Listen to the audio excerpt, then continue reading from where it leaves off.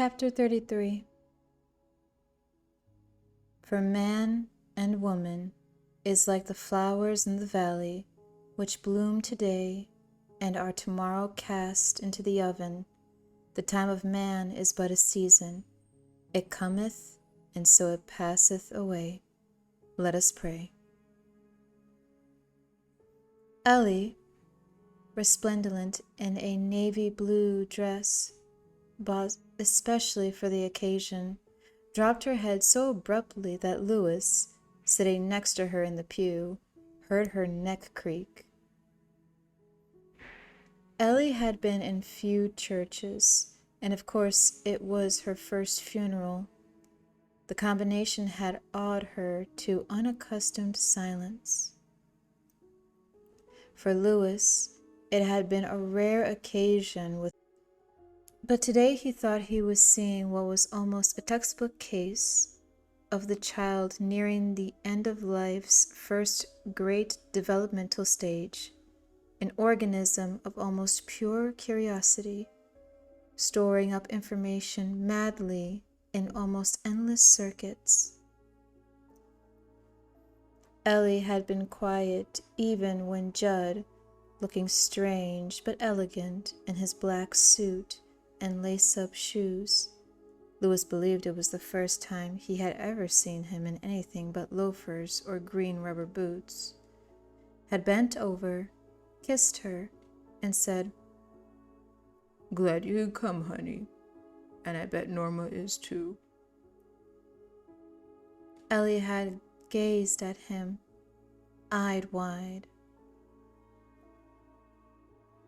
Now the Methodist minister, Reverend Laughlin, was pronouncing the benediction, asking God to lift up his countenance upon them and give them peace. "Will the pallbearers come forward?" he asked. Louis started to rise, and Ellie halted him, tugging his arm frantically. She looked scared. "Daddy," she stage whispered, "where are you going?"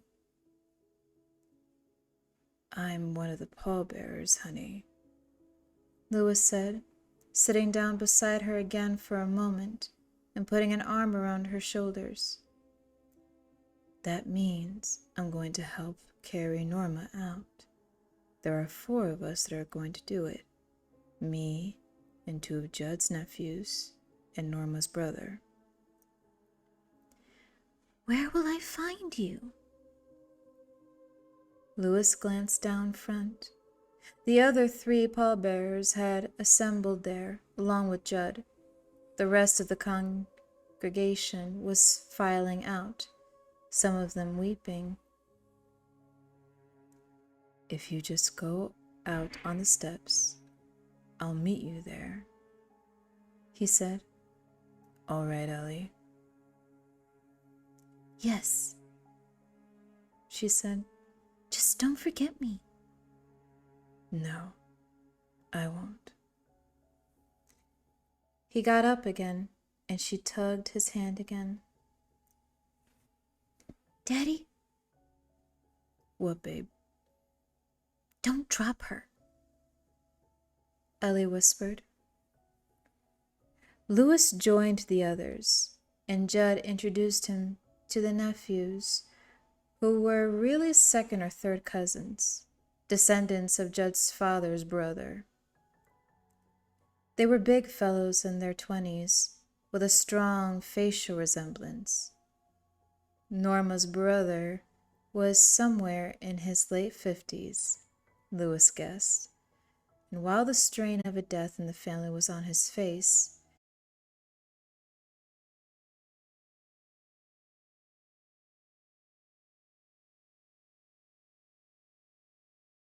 "Pleased to meet you all," Louis said. He felt a trifle uncomfortable, an outsider in the family circle. They nodded at him. "Ellie okay?" Judd asked, and nodded to her. She was lingering in the vestibule, watching. "Sure, She just wants to make sure I don't go up in a puff of smoke, Louis thought, and almost smiled. But then that thought called up another one. Oz, the great and terrible. The smile died. Yeah, I think so, Louis said, and raised a hand to her. She raised hers in return and went outside, then in a swirl of navy blue dress. For a moment, Louis was uneasily struck by how adult she looked. It was the sort of illusion, no matter how fleeting, that could give a man pause. You guys ready? One of the nephews asked. Louis nodded. So did Norma's younger brother. Take it easy with her, Judd asked. His voice had roughened. Then he turned away and walked slowly up the aisle with his head down. Louis moved to the back left corner of the steel gray American Eternal coffin Judd had chosen for his wife. He laid hold of his runner, and the four of them slowly carried Norma's coffin out into the bright, still, cold February 1st. Someone, the church custodian he supposed, had laid down a good bed of cinders over the slippery path of taped snow. At the curb, a Cadillac hearse idled white exhaust into the winter. The funeral director and his husky son stood beside it, watching them, ready to lend a hand if anyone, her brother perhaps, should slip or flag.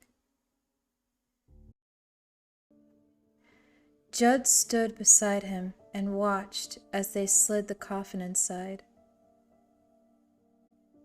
Goodbye, Norma, he said, and lit a cigarette.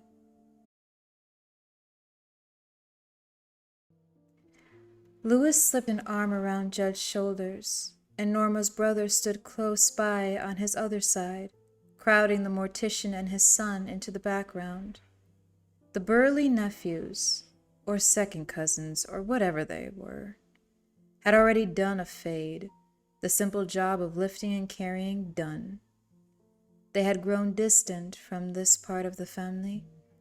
They had known the woman's face from photographs and a few duty visits, perhaps.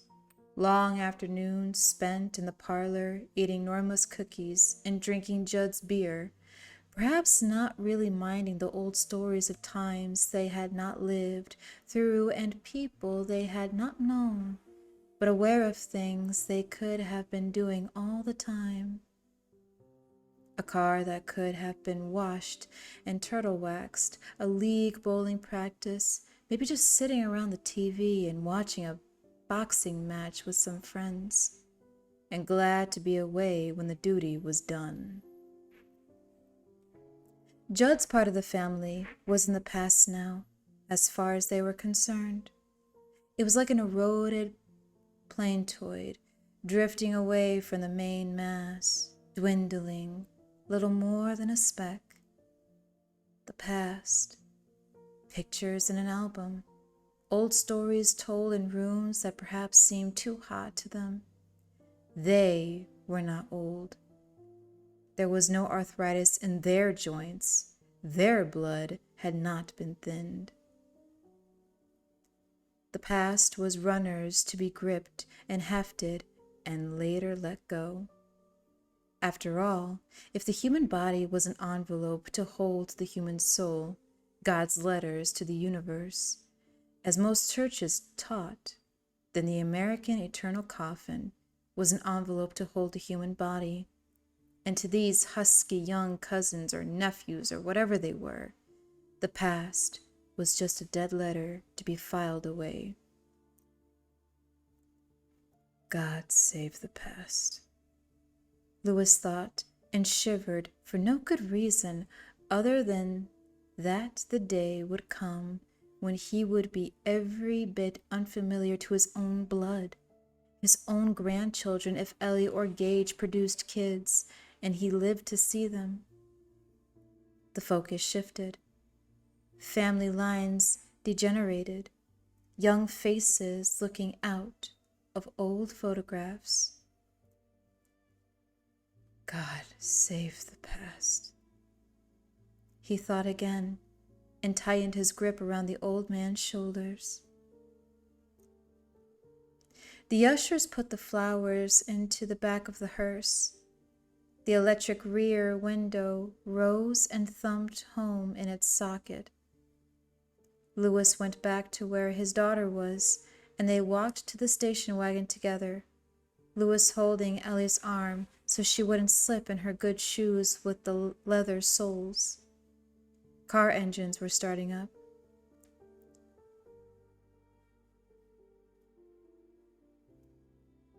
"Why are they putting on their lights, Daddy?" 𝘰𝘰 asked with mild wonder. "Why are they putting on their lights in the middle of the day?" "They do that," Louis began, and heard the thickness in his own voice. "To honor the dead, 𝘰𝘰." He pulled out the knob that turned on the wagon's headlights.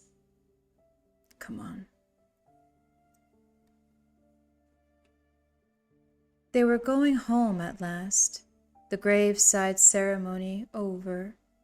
Actually, it was held at the small Mount Hope Chapel. No grave would be dug for Norma until spring, when 𝘰𝘰 suddenly burst into tears. Louis glanced at her, surprised, but not particularly alarmed. "𝘰𝘰, what is it?" "No more cookies," 𝘰𝘰 sobbed.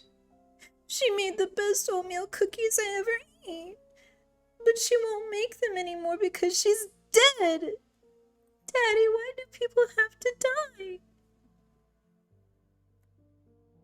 "I don't really know," Louis said. "To make room for all the new people, I guess. Little people like you and your brother Gage." "I'm never going to get married or do sex and have babies," 𝘰𝘰 declared, crying harder than ever. "Then maybe it'll never happen to me. It's awful. It's mean." "But it's an end to suffering," Louis said quietly. "As a doctor, I see a lot of suffering. One of the reasons I wanted the job at the university was because I got sick of looking at it day in and day out. Young people quite often have pain, bad pain even, but that's not quite the same as suffering." He paused. "Believe it or not, honey, when people get very old, death doesn't always look so bad or so scary as it seems to you, and you have years and years." 𝘰𝘰 cried, and then she sniffed, and then she stopped. Before they got home, she asked if she could play the radio.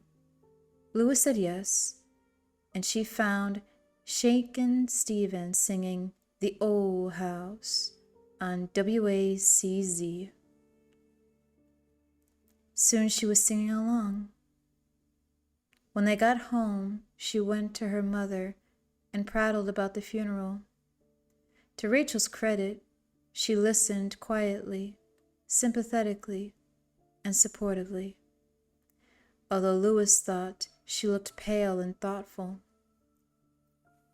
Then 𝘰𝘰 asked her if she knew how to make oatmeal cookies, and Rachel put away the piece of knitting she'd been doing and rose at once, as if she had been waiting for this or something like it. "Yes," she said. "Want to make a batch?" "Yay!" 𝘰𝘰 shouted. Can we really, Mom? We can if your father will watch Gage for an hour. I'll watch him, Louis said with pleasure.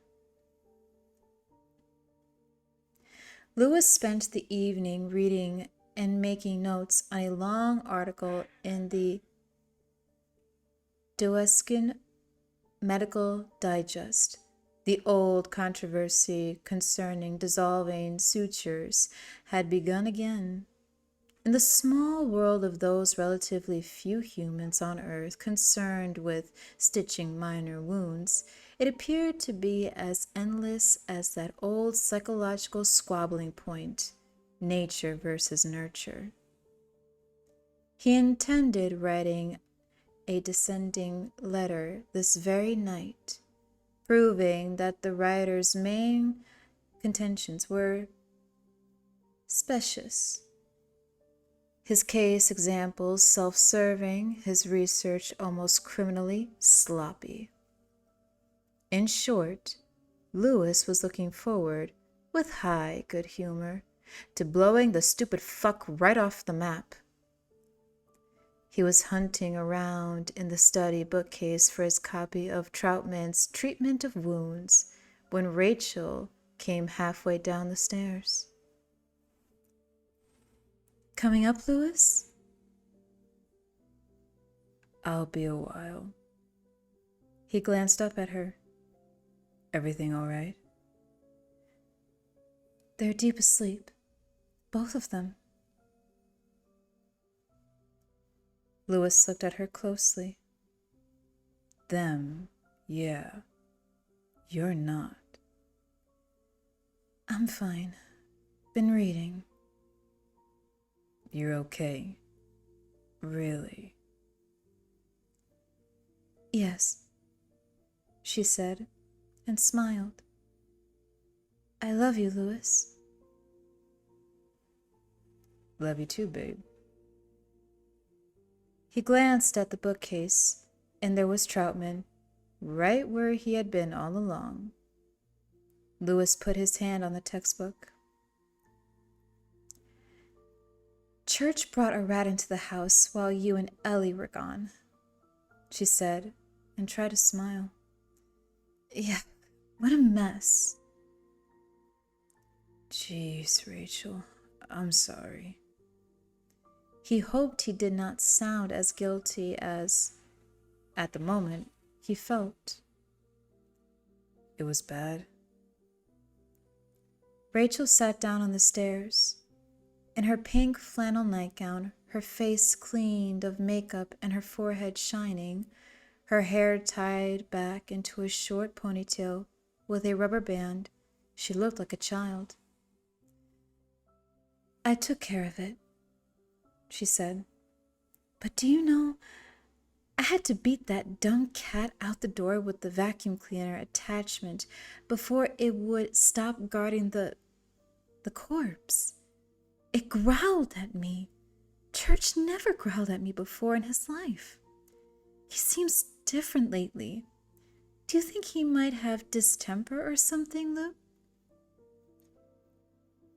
No, Louis said slowly, but I'll take him to the vet if you want. I guess it's all right, she said, and then looked at him nakedly. But would you come up? I know you're working, but... Of course, he said, getting up as though it were nothing important at all. And really, it wasn't. Except he knew that now the letter would never be written because the parade has a way of moving on, and tomorrow would bring something new. But he had brought the cat, hadn't he? The cat had brought the rat, surely clawed to bloody ribbons, its intestines dragging, its head perhaps gone. Yes, he had brought it. It was his rat. "Let's go to bed," he said, turning off the lights. He and Rachel went up the stairs together. Louis put his arm around her waist and loved her the best he could. But even as he entered into her, hard and erect, he was listening to the winter whine outside the front traced windows, wondering about Church, the cat that used to belong to his daughter and now belonged to him, wondering where it was and what it was stalking or killing. The soil of a man's heart is stonier, he thought, and the wind sang its bitter, black song, and not so many miles distant, Norma Crandall, who had once knitted his daughter and son matching caps, lay in her gray steel American eternal coffin on a stone slab in a Mount Hope crypt. By now, the white cotton the mortician would have used to stuff her cheeks would be turning black.